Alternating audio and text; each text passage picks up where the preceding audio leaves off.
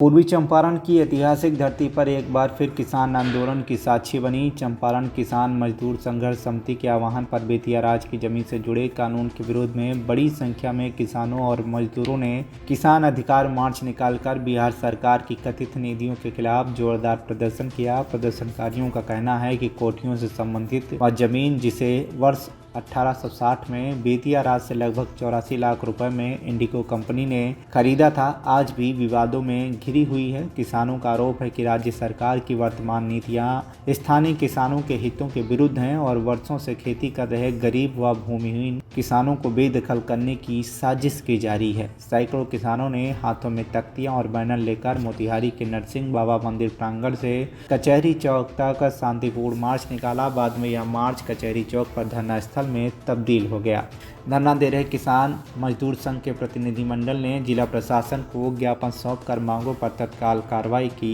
मांग की है। आज हम लोग जो किसान यहाँ पे एकत्रित हुए हैं, किसानों की जो समस्या है,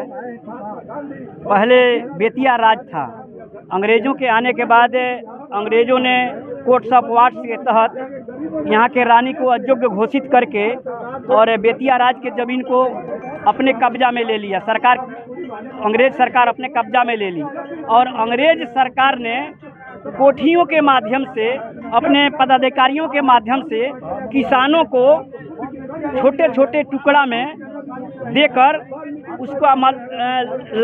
मलगुजारी लेकर उसका बंदोबस्ती करके पाटा के द्वारा किसानों को ज़मीन दे दी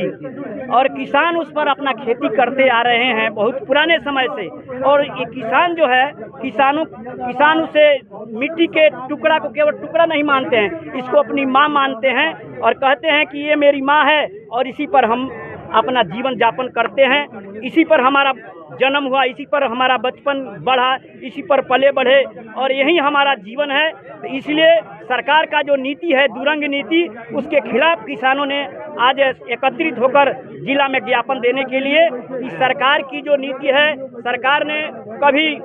अंग्रेजों ने इस ज़मीन को बंदोबस्ती कर दिया, फिर सरकार इस ज़मीन को क्यों ले रही है? सरकार मलगुजारी ली है, सरकार का आदमी तो उसका रसीद काटा है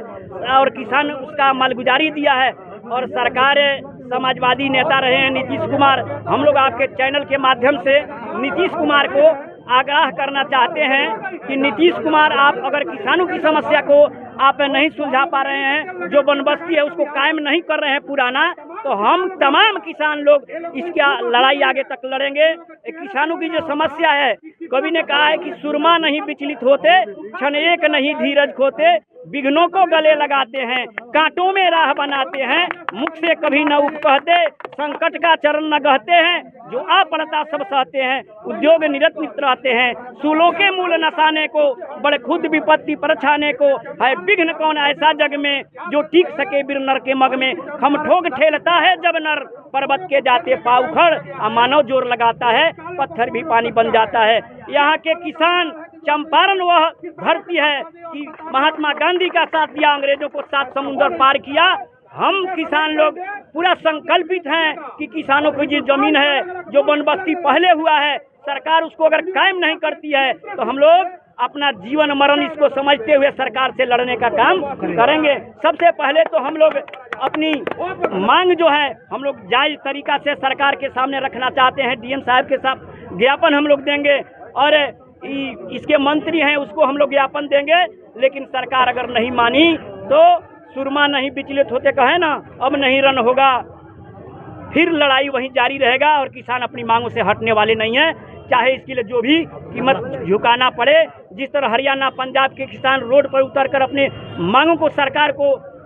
मजबूर होना पड़ा और बिल वापस लेना पड़ा, उसी तरह सरकार को भी ये वापस लेना पड़ेगा और किसान का ज़मीन किसानों में बांटना पड़ेगा, किसानों को देना पड़ेगा और उसका जमाबंदी जो पहले से कायम है उसको हम लोग मांग करते हैं कि सरकार इसको कायम रखे। मोतिहारी से अमित रंजन की रिपोर्ट, केंद्रित टीवी।